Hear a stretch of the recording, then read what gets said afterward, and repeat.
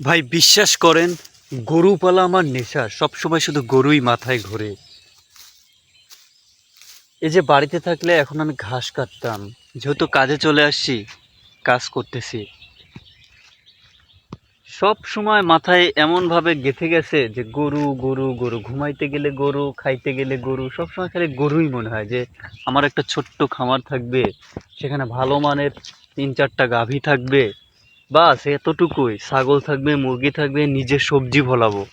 এর মতো আর শান্তি কোথায়? আমি কেন সেই শহরের দিকে ছুটবো, বিষাক্ত শহরে, যেখানে বেঁচে থাকাই কঠিন। আমার ভাই এত টাকা পয়সার লোভ নাই, একদমই না। আমি খুব সিম্পল একটা জীবন চাই। আল্লাহর কাছে সব সময় বলি যে আমাকে একটা সাধারণ জীবন দিও তুমি, একদম সাধারণ, যেন আমি বেঁচে থাকতে পারি, 3 বেলা খেয়ে দিয়ে মা বাবাকে নিয়ে বেঁচে থাকতে পারি।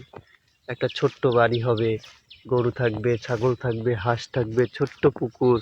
আমার এই ঝামেলা ভালো লাগে না। এই যে চারিদিকে জমি নিয়ে ঝামেলা, এই সেই বিরোধ, প্রচণ্ড ঝামেলা চারিদিকে, এইগুলো দেখলেই আমার মনটা খারাপ হয়ে যায়। পৃথিবীটা কেমন জানি অসুস্থ হয়ে যাচ্ছে। যুদ্ধ, মারামারি, কত কিছু দেখবো আর। সত্যি এগুলো দেখতে দেখতে কেমন যেন হাঁপিয়ে উঠেছি। এই যে নিরিবিলি একা একা কাজ করতেছি, এর মতো শান্তি কোথাও নেই।